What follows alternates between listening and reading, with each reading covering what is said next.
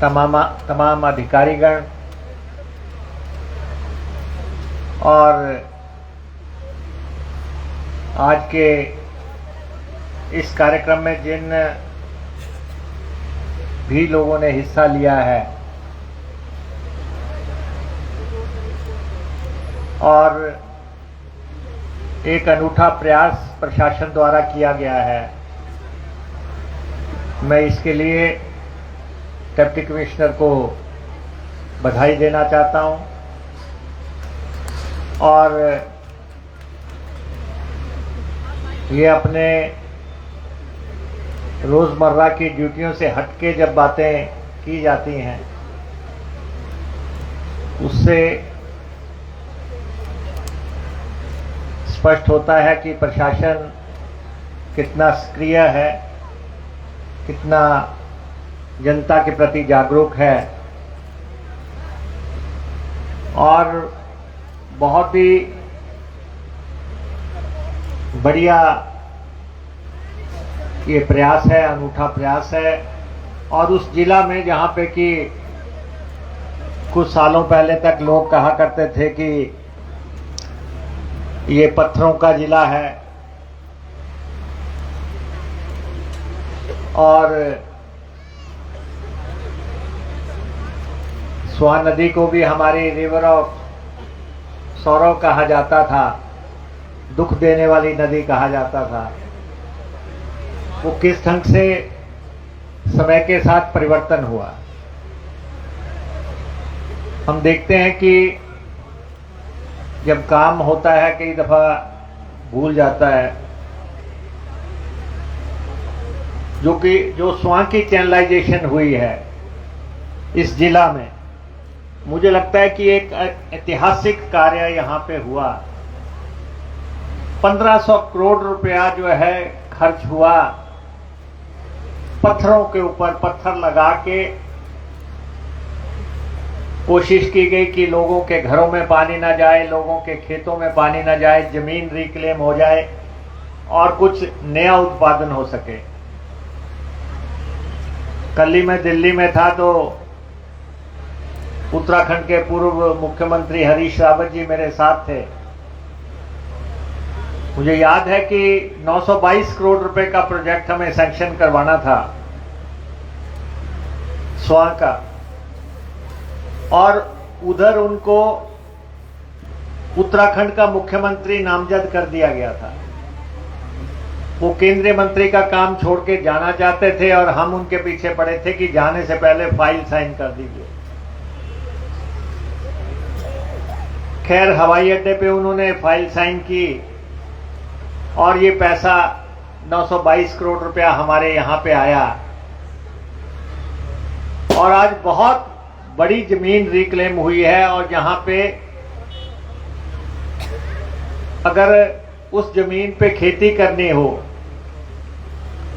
तो अरबों रुपए का पूंजी निवेश की जरूरत है, लेकिन बहुत सुख हो गया है लोगों को और जिस जमीन में पानी घुसा रहता था वहां पे अब फसलें पैदा हो रही हैं। ऊना जिला में जो आलू की खेती हो रही है, जिस तरह से आलू का हम उत्पादन कर रहे हैं, सेब उत्पादन की बातें आपने बहुत सुनी होंगी, लेकिन आलू उत्पादन के क्षेत्र में जैसे हम आगे बढ़े हैं, मैं डिप्टी कमिश्नर साहब से बात कर रहा था कि आपको आलू की खेती के बारे में भी अब उसी ढंग से निर्णायक कदम उठाने पड़ेंगे। लोग आते हैं बाहर से आलू खरीदने के लिए, हमारे किसान को चूना लगा के चले जाते हैं, पेमेंट नहीं होती, FIRs होती हैं SP साहब के पास, उनको ढूंढने जाते हैं कि कौन आलू खरीद गया, किसने पैसा नहीं दिया। सेब में हम देखते हैं कि वहां रजिस्ट्रेशन होती है, कोई भी ऐसा सेब का व्यापारी देश में नहीं होगा जो कि उनको चूना लगा के चले जाए। तो हमें किस ढंग से अपने आलू के उत्पाद की बिक्री का बंदोबस्त करना है, उसको किस ढंग से रखना है, ये हमारा काम है। पानी के क्षेत्र में तो डिपार्टमेंट मेरे पास है, हम निर्णायक काम कर रहे हैं 5 कॉन्स्टिट्यूएंसीज में। आप देखेंगे कि लगभग पूरे जिले में जब तक ये सरकार का टेन्योर है, लगभग हम 2000 करोड़ रुपए के आसपास खर्चा करके इस जिले के खेत खेत तक पानी पहुंचाने का बंदोबस्त कर रहे हैं। बहुत बड़ा मिशन है और इस जिले ने बहुत बड़ा संताप भी झेला है पानी को लेके।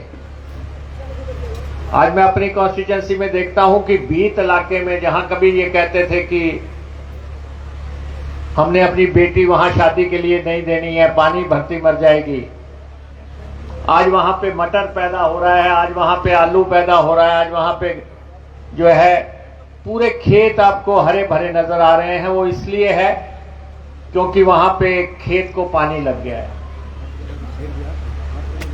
अभी 100 करोड़ रुपया तो हम अभी खर्च के हटे हैं बीत क्षेत्र में, जो हमने टैंक्स बनाए हैं और जो हमने पाइप्स लगाई हैं। 100 करोड़ रुपए से ज्यादा की राशि एक मुश्त अभी खर्च हुई है। और अब तो बल्क ड्रग पार्क के हमने टेंडर्स वगैरह किए हैं, तो बहुत बड़ा विकास का रास्ता प्रशस्त होगा। हमने जो ऊना से हरोली ब्रिज बनाया है, हिमाचल प्रदेश का सबसे लंबा पुल है। मैं देखता हूं कि लोग सुबह वहां पे सैर के लिए जाते हैं। सैर करने के लिए वहां पे लाइट्स भी लगी हैं, गाड़ियों की स्पीड के रडार्स भी लगे हैं, बैठने के लिए हवा घर भी बने हैं। और अभी मैंने डीसी साहब को कहा कि हमें उसके दोनों तरफ जो है कम से कम 3-3, 4-4 दुकानें बना के जो आपके प्राकृतिक खेती से जुड़े लोग हैं, जो अभी साग बना रहे हैं, मक्की की रोटी लेके आए हैं, मक्खन लेके आए हैं, लस्सी लेके आए हैं और डिफरेंट प्रोडक्ट्स यहां लेके आए। मैंने डिप्टी कमिश्नर साहब को कहा कि आप इनके लिए इस ब्रिज को खोल दो। जो भी वहां पे बेचना चाहता है, जो भी वहां पे रेडी लगाना चाहता है, कोई इलेक्ट्रिक गाड़ी लगा के बेचना चाहता है, ताकि लोग आए, घूमे फिरें और साथ में खा के भी जाएं। ऐसा कोई ना कोई फूड ज्वाइंट टाइप वहां पे बन जाएगा कि लोग आ रहे हैं, सैर को जा रहे हैं, रात को आ रहे हैं। अभी हम होशियारपुर जाते हैं, वहां पे होशियारपुर जाते हैं, हम वहां पे फूड ज्वाइंट पे जाके सारे खड़े होके सड़क के किनारे खा रहे हैं। और अगर हम अपने यहां भी कोई ऐसा कार्यक्रम करें तो प्रयास आप करेंगे तो निश्चित तौर से सफल होगा। अभी मैं उज्जैन गया था, इंदौर में मैंने देखा कि उन्होंने 56 बाजार बनाया है, 56 बाजार उसका नाम है। 56 भोग भी होते हैं, वो 56 बाजार हैं। 56 बाजार में आप जब जाते हैं तो आप वहां संगीत भी सुनते हैं, वहां बैठने को कोई जगह नहीं है ज्यादा, लेकिन आप वहां पे एक एक दुकान पे जाएं तो आपको हर चीज अलग से खाने को मिल रही है लगातार। चाहे वो आपने पान खाना है, चाहे आपने मिठाई खानी है, चाहे आपने इडली डोसा खाना है, कुछ भी खाना है, वो किसी न किसी दुकान पे आप जाएंगे तो कोई ऐसी वैरायटी मिल रही है। तो कोई ना कोई बाजार तो यहाँ पे भी आप प्लान करें, जहाँ पे जिला के लोग जो हैं शाम को जाएं कि चलो आप आज हम जो है 56 नहीं है तो आपका कोई अपना बाजार होगा जो आप कायम करें, यहाँ पे लोगों का आकर्षण हो कि शाम को परिवार के लोग कहें कि चलो थोड़ी देर उस बाजार में जाए आते हैं। तो ये प्लानिंग के काम हैं, इसमें कोई दो राय नहीं है कि मैं आप ऊना वासियों को ये बताना चाहता हूं कि ऊना हिमाचल प्रदेश में सबसे ज्यादा जो तरक्की कर रहा है जिला वो ऊना है। फास्टेस्ट ग्रोइंग डिस्ट्रिक्ट है हमारी। पहले आप कोई खाना खाने जाना होता था, कोई कहता था नंगल चल पड़ते हैं, होशियारपुर चल पड़ते हैं। आज हमारे इतने होटल हैं। हमारे ये गुलमोहर ग्रैंड वालों ने यहां खाने का ये लगाया हुआ है। इनका होटल फर्स्ट क्लास चल रहा है। भीड़ भड़ाका, लोग फिल्म भी देखने जा रहे हैं, खाना खाने भी जा रहे हैं। जितने भी होटल यहां पे बने हैं, सुविधा वालों ने आगे बनाया है, वो भी लदा हुआ चल रहा है। तो आप देख रहे हैं कि होटल्स हमारे जिला में खुले हैं, इंडस्ट्री हमारे जिला में है। और चाहे वो टालीवाल की इंडस्ट्री है, चाहे वो गगरेट की इंडस्ट्री है, चाहे वो पंडोगा की इंडस्ट्री है, हर तरह से हमारा जिला तरक्की की तरफ बढ़ रहा है। एजुकेशन में भी गया है, शिक्षा के क्षेत्र में। आज अगर केंद्र के अदारों की बात करें, अगर एम्स बिलासपुर में खुला है, अगर IIM सिरमौर में खुला है, अगर सेंट्रल यूनिवर्सिटी कांगड़ा में खुली है, और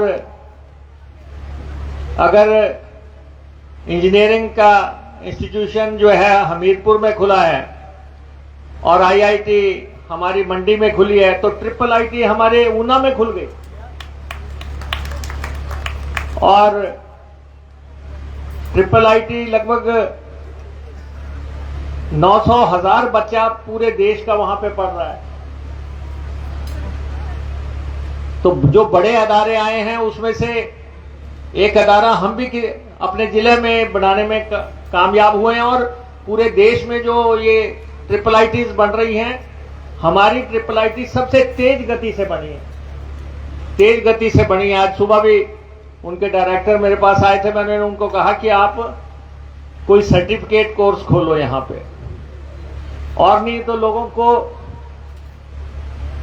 अपने मोबाइल पे या अपने लैपटॉप पे किस ढंग से पेज बनाना है, किस ढंग से अपने को रजिस्टर करना है, उसी का 15 दिन का सर्टिफिकेट कोर्स करा दो।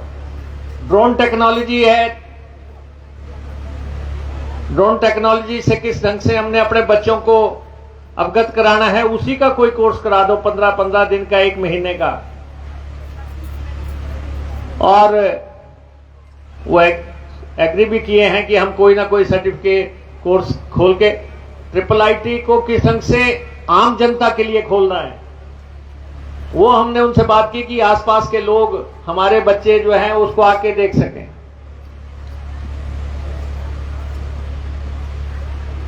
तो जिला में हमारे जितने भी लोग हैं, मेरा उन सब से ये आग्रह है, खेती के क्षेत्र में तो खास तौर पे हम पूरे हिमाचल की जरूरतें पूरी कर सकते हैं। पूरे हिमाचल की जरूरतें हम ये जिला खाने के हिसाब से पूरा कर सकता है अगर हम सब लोग ढंग से। इसीलिए हम पानी को, खेत को पानी का जोर दे रहे हैं। इसके बाद दूसरे चरण में हम खेत को बाड़बंदी, तारें लगाने का किस ढंग से प्रोजेक्ट लगाना है ताकि पशुओं से बचाया जा सके, उस पे हम काम करेंगे। धर्म की बात चलती है, अयोध्या की बात चलती है। आपने देखना, हम ईसपुर में बहुत अच्छा मंदिर बना रहे हैं शीतला माता का, करोड़ों रुपए खर्च करके, ताकि लोगों को ये पता लगे कि हम तुम्हारे से ज्यादा धार्मिक हैं। और जगह जगह हमारे मंदिर जो हैं, हमारे चाहे बाबा बाल जी का मंदिर है, चाहे बाबा रुद्रानंद जी का स्थान है, ये स्थान अनूठे स्थान है। और एक भी बार इन पे उंगली नहीं उठी है। हमारे भोलेनाथ के जो टेम्पल है, चाहे यहां पे हमारे बडाला चताड़ा के पास है, चाहे हमारी चिंतपूर्णी कौन से का ये बंगाना कॉन्स्टिट्यूंसी में है। 2-3 धाम इतने धार्मिकता से जुड़े हुए हैं, तो हमें अपने, और सबसे बड़ा स्थान हमारा माता चिंतपूर्णी जी का है। मैंने डिप्टी कमिश्नर साहब को कहा है, हम अभी महाकाल गए थे या हम तिरुपति गए थे, उनके जगह जगह जो है सेल्फी पॉइंट बनाए हुए हैं उन्होंने। तिरुपति मंदिर के जगह जगह उन्होंने महाकाल के बना रखे हैं जहां पे आप सेल्फी ले सकते हैं। मैंने डिप्टी कमिश्नर साहब को कहा है कि आप भी यहां पे प्लान करो जगह जगह से माता चिंतपूर्णी के फोटो लगा के, ताकि जो भी बाहर से आता है पर श्रद्धालु वो अपनी फोटो खिंचा सके। और खासतौर पे हमारे मुबारकपुर से आगे तो पूरी धार्मिकता का पूरा नजारा होना चाहिए चिंतपूर्णी तक। किस ढंग से सड़क के किनारे हम मंदिर से जुड़े कार्यक्रम दिखा सकते हैं, टेलीविजन लगा के या बड़ी स्क्रीनें लगा के, ताकि जो लोग पैदल आते हैं वो जो है उसको देखते हुए चलें। और सबसे बड़ी बात है कि हम 300 करोड़ रुपया लगा के चिंतपूर्णी माता का मंदिर बना रहे हैं। 300 करोड़ रुपए का 3 चरण में मंदिर बनना है। पूरा प्लान रेडी हो गया है। अगर वैष्णो देवी बन सकता है, अगर कोई और देश के मंदिर बन सकते हैं, तो हमारी माताएं जो हैं ये तो बहुत अमीर हैं।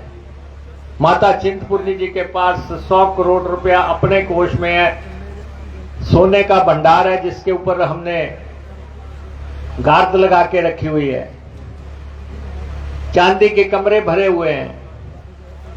ऐसे ही नैना देवी जी का, ऐसे ही ज्वालामुखी जी का, ऐसे ही बाबा बालकनाथ जी का, ये 4 मंदिर बहुत अमीर मंदिरों में से। लेकिन वहां के प्रशासन को देखना है कि हमने वहां करना क्या है। और इन मंदिरों में बहुत ज्यादा चढ़ावा है, नवरात्रों के दौरान बहुत पैसा आ रहा है। तो ये डिप्टी कमिश्नर्स की, प्रशासन की सक्रियता बताएगी कि वो इन मंदिरों को कहां लेके जाते हैं। तो मुझे खुशी है कि प्रशासन ने प्लान किया है 300 करोड़ रुपए लगा के। अभी मैं गया था साउथ में, हालांकि मैं स्टेट गेस्ट था, मैंने मंदिर के लिए 3,000 रुपया दिया मंदिर में प्रवेश करने का। लेकिन चिंतपूर्णी में 5 आदमियों का 1100 रुपया लगता है, बाहर के आए आदमियों का। उस पर बड़ी हाई तौबा मचाते हैं, बहुत हाई तौबा मच जाती है। जबकि बाहर से जो लोग आते हैं वो रोज हर समय जो है कहते हैं डीसी साहब मत्था टिका दो, मंत्री जी मत्था टिका दो, एमएलए साहब मत्था टिका दो, तहसीलदार साहब मत्था, सारा दिन प्रशासन मत्था टिकाने में लगा हुआ है। अब अगर 1100 रुपए देके 5 आदमी मत्था टेक रहे हैं और किसी को जरूरत नहीं है सिफारिश की, गाड़ी उनको लेके जा रही है, लिफ्ट में उनको ऊपर लेके जा रहे हैं, ऊपर दर्शन करवा रहे हैं, और 2 करोड़ रुपया कुछ महीनों में ही मंदिर को, चिंतपूर्णी जी को आ गया 2 करोड़ रुपया। तो कहते हैं जी सनातन को नुकसान हो गया। साउथ में जाते हैं वहां 2,500 रुपया देते हैं, 3,000 रुपया देते हैं। लेकिन यहां पे अगर आपको बाहर से आए व्यक्ति को, और बाहर के लोग अप्रिशिएट कर रहे हैं, पंजाब के लोग खुश हैं, वो कहते हैं जी अब हमें किसी को नहीं कहना पड़ता, 1100 रुपए देते हैं, हम मत्था टेक लेते हैं। लेकिन यहां पे कुछ लोगों को सनातन की चिंता हो जाती है। गाड़ी के वीआईपी नंबर से मैं आपको बताना चाहता हूं, गाड़ी के जो VIP 1 number, 2 number, 10 number, 50 number, 40 number, ये पहले एमएलए की सिफारिश पे, मंत्री की सिफारिश पे मिलते थे। मैंने रोक दिया कि नहीं, सिफारिश पे नहीं मिलेगा, नीलामी पे मिलेगा। पिछले 8 महीने में 20 करोड़ रुपया आया है, 20 करोड़ रुपया इन नंबरों से आया है। नहीं तो ये होता है एक नंबर लेने के लिए लोगों ने 25 लाख भी दिया है, 40 लाख भी दिया है, जिसकी जितनी समर्थता दे रहा है। लेकिन एमएलए की सिफारिश पे नंबर ले लेना और चुवानी भी है, प्रशासन को नहीं देनी। अब कोई नहीं बोलता, अब सब लोग जाते हैं, अपना फार्म भरते हैं और रेट डालते हैं, जिसका निकल गया उसको मिल जाता है।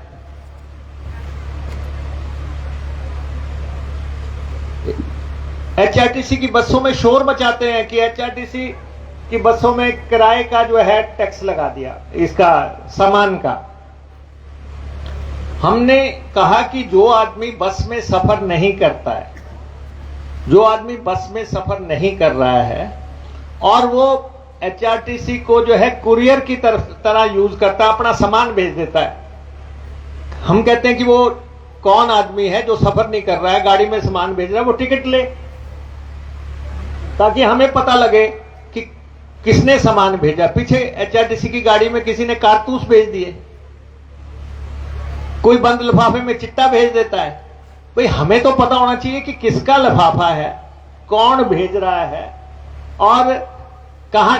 एचआरटीसी सबसे तेज कुरियर सर्विस है कि आपने अभी पकड़ाया, 2 घंटे बाद चंडीगढ़ दे देगा, 4 घंटे बाद दिल्ली दे देगा, अमृतसर दे देगा। तो आप बताओ कि मैं तो जनता की जागरूकता यह चाहता हूं कि क्या जो आदमी सफर नहीं कर रहा गाड़ी में, क्या उसका सामान हमें ले जाना चाहिए?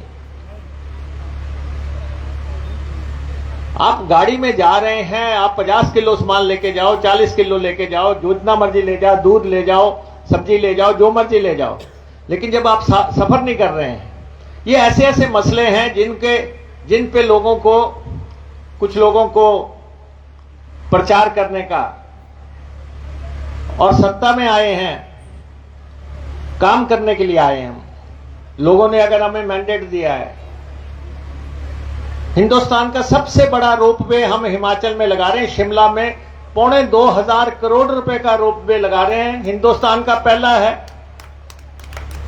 और संसार का दूसरा है।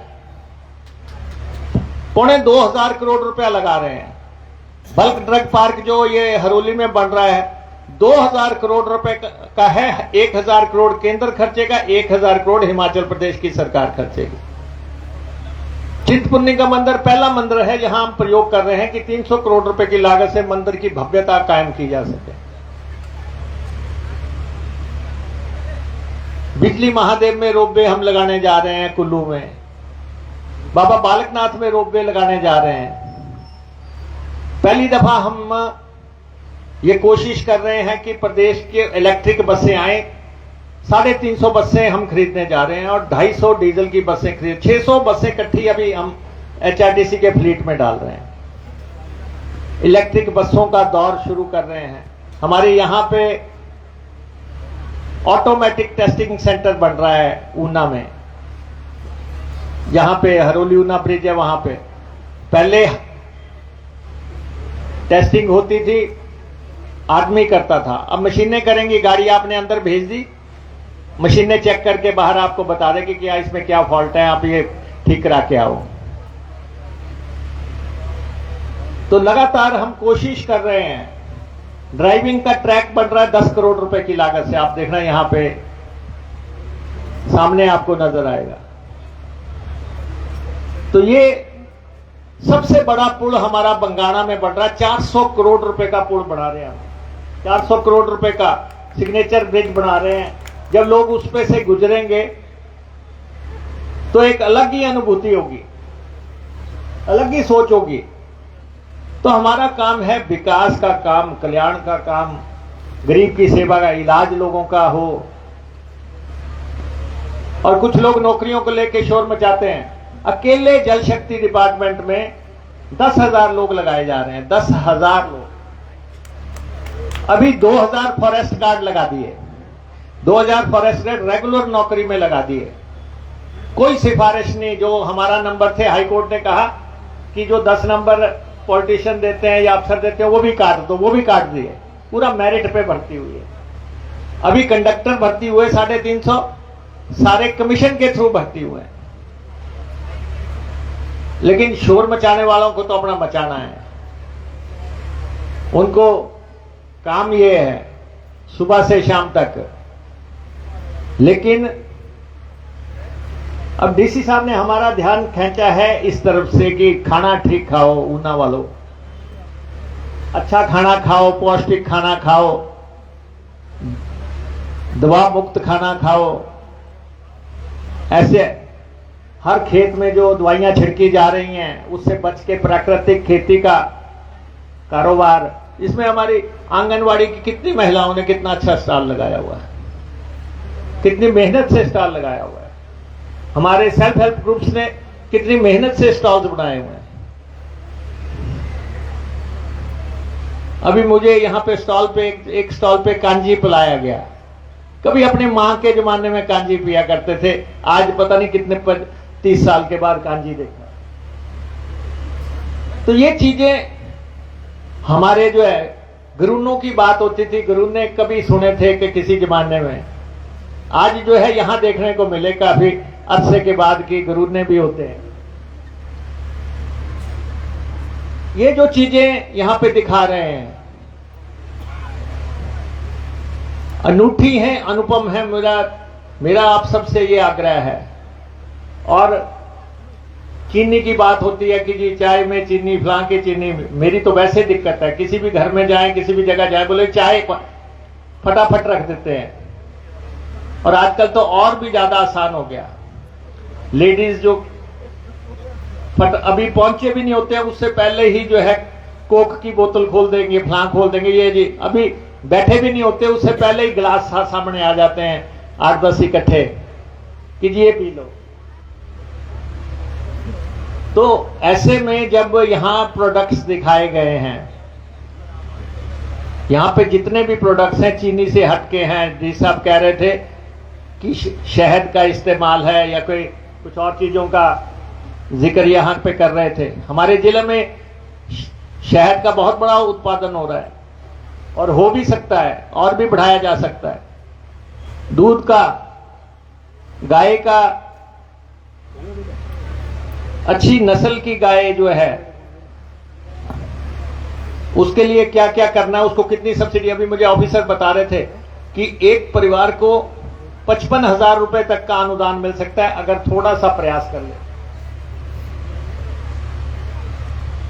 ये कुजे में चाय पीने के लिए रेलवे स्टेशन पे तो पैसे खर्च लेंगे, लेकिन यहां कोई नहीं खर्चेगा।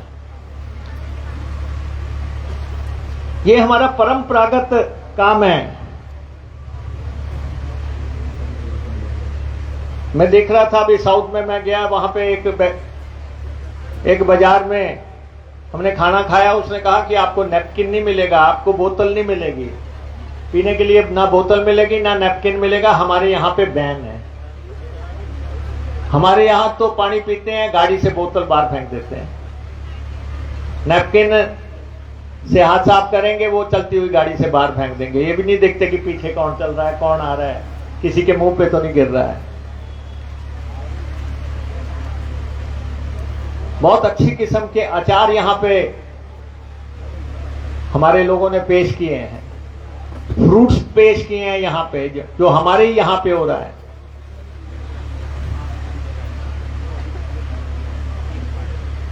यहां दिखाया, अभी मुझे दिखाया कि जो नींबू वेस्ट था उससे भी जो है उन्होंने प्रोडक्ट बना के यहां पे सामने रख दिया कि उससे क्या हो सकता है। नमक की किस्में आपको यहां पे पेश कर दी।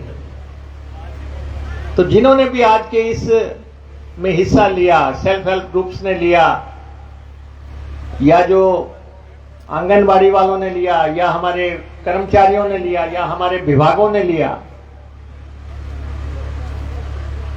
मैं उन सबको ये कहना चाहूंगा कि आप लोगों ने बहुत अच्छा प्रयास किया है। इसको हमें आगे कैसे बढ़ाना है। मोमो अभी हमारे लोगों ने बनाए, बाजार में जाके तो कोई भी भाव पे खरीद लेंगे, लेकिन यहां पे जिन्होंने सेल्फ हेल्प ग्रुप्स ने बनाए, मैं सही तौर पे कहता हूं कि हमें इसको प्रमोट करना है, कुल मिलके, सबको साथ मिलके। ऐसे मेले और ऐसा प्रयास जो है डिप्टी कमिश्नर, उनकी टीम, उनके एसडीएम्स, उनके एडीसीज, हमारे सीएमओ साहब भी बैठे हैं, उन्होंने भी स्टॉल लगाया है। वो स्टॉल सिर्फ इसलिए लगाया है कि उनके स्टॉल की जरूरत ना पड़े ये खाओ। आने वाले समय में अगर ये चीजें खाओगे तो आखिरी स्टॉल से मुक्त हो जाओगे।